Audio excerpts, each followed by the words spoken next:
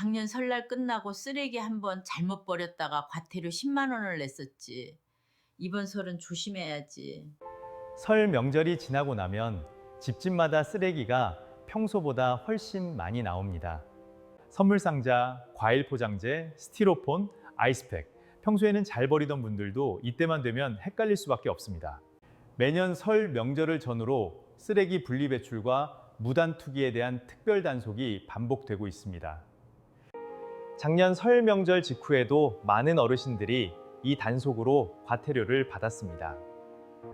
그리고 올해도 같은 기준, 같은 방식으로 단속이 시작됐습니다. 특히 어르신들이 가장 많이 단속되는 이유는 정확한 기준을 모르기 때문입니다. 오늘 이 영상에서는 실제로 단속된 사료를 바탕으로 어르신들이 가장 헷갈리는 쓰레기들, 그리고 과태료를 피하는 정확한 기준을 차분히 하나씩 정리해 드리겠습니다. 끝까지 보시면 괜히 억울하게 돈 내는 일은 분명히 줄일 수 있습니다. 우선 영상 시작 전 아직 구독과 좋아요 누르지 않으셨다면 구독과 좋아요 부탁드립니다. 구독은 무료입니다. 무료로 구독하시고 남보다 한 발 빠른 정보 받아가세요. 그럼 영상 시작하겠습니다.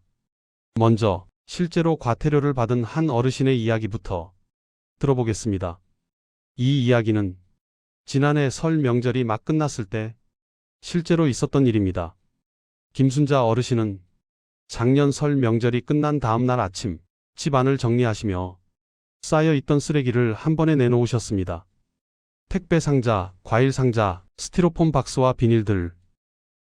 평소처럼만 버리면 되겠지. 순자 어르신은 박스를 접어내놓긴 했지만 상자에 붙어있던 송장과 테이프까지는 미처 떼지 못했습니다. 과일을 싸고 있던 그물망과 완충 포장재도 그냥 재활용 봉투에 함께 넣었습니다. 이 정도는 문제될 거라 생각하지 않으셨습니다. 그런데 그날 오후 집 앞에서 인기척이 들렸습니다. 구청에서 나온 단속 요원이 쓰레기 봉투를 확인하고 있었던 겁니다. 며칠 뒤 순자 어르신의 집으로 한 통의 고지서가 도착했습니다. 폐기물 분리배출 위반 과태료 10만 원. 종이를 보는 순간 가슴이 철렁 내려앉았습니다. 아니, 일부러 그런 것도 아닌데. 억울한 마음에 주민센터에 전화를 해보셨지만 돌아온 답은 같았습니다. 설 연휴 기간은 특별 단속 기간이라 기준대로 처리할 수밖에 없습니다. 순자 어르신은 그제서야 알게 되셨습니다. 택배 상자의 송장과 테이프는 반드시 제거해야 하고 과일 그물망과 완충제는 재활용이 아니라 일반 쓰레기였다는 사실을요. 조금만 알았어도, 하지만 이미 과태료는 부과된 뒤였습니다. 그렇다면 도대체 어떤 쓰레기들이 가장 많이 단속 대상이 되는 걸까요? 알고 있는 일반 쓰레기가 아닌 이제부터 어르신들이 특히 헷갈려서 과태료를 내는 문제들을 이해하기 쉽게 천천히 정리해드리겠습니다.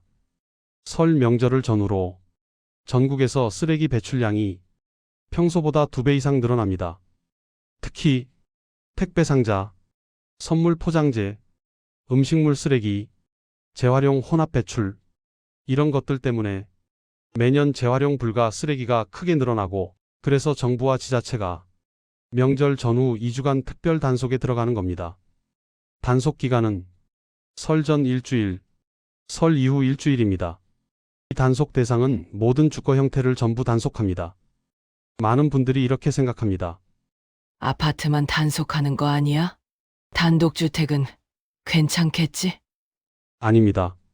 단속 대상은 단독주택, 연립주택, 빌라, 아파트, 살고 있는 집 종류 상관없이 전부 해당됩니다. 가장 많이 걸리는 분리배출 실수를 살펴보겠습니다. 우선 택배 상자입니다. 송장 제거 없이 상자를 버리면 과태료 대상입니다. 테이프 그대로 있는 상태로 버려도 마찬가지입니다. 그리고 가급적 박스는 접어서 배출하는 게 좋습니다. 다음으로 과일 선물 포장재를 살펴보겠습니다. 과일망, 부직포, 발포 패드는 재활용이 아닙니다. 전부 일반 쓰레기 종량제 봉투에 넣어버리셔야 합니다. 많이 헷갈리는 부분입니다. 다음은 스티로폼 아이스팩입니다.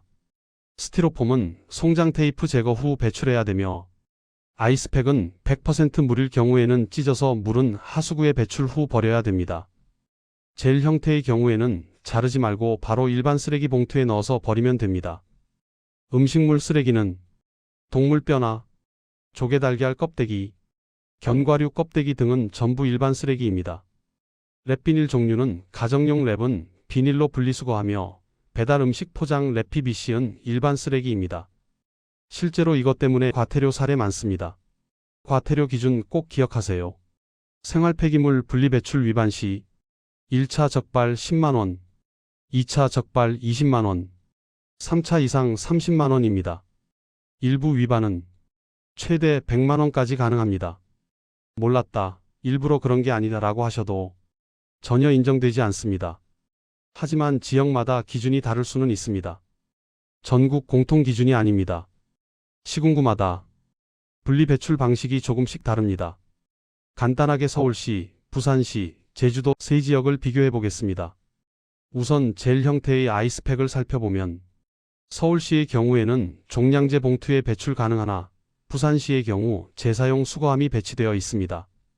코팅된 컵라면 용기 같은 플라스틱은 서울시와 부산시는 종량제 봉투에 넣어버리는 반면 제주도는 코팅 여부와 관계없이 분리 배출이 가능합니다. 이처럼 각 지역 분리 배출 방식이 다 다릅니다. 그래서 다시 한번 꼭 확인해야 할 곳은 분리의 정석 홈페이지입니다. 여기서 지역을 선택하시면 우리 동네 기준 확인이 됩니다.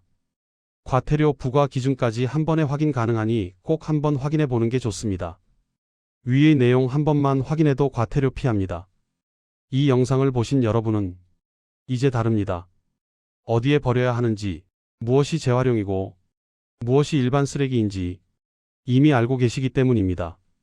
설 명절 전후 단 한 번만 더 확인하고 버리시면 됩니다. 그리고 혹시 부모님이나 혼자 사시는 어르신, 이웃 중에 이런 내용을 모르실 것 같다면 이 영상 꼭 한 번만 공유해 주십시오.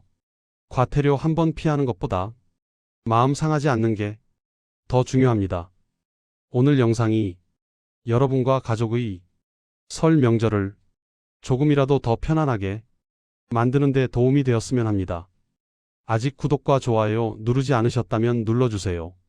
저는 더 좋은 정보로 찾아뵙겠습니다. 감사합니다.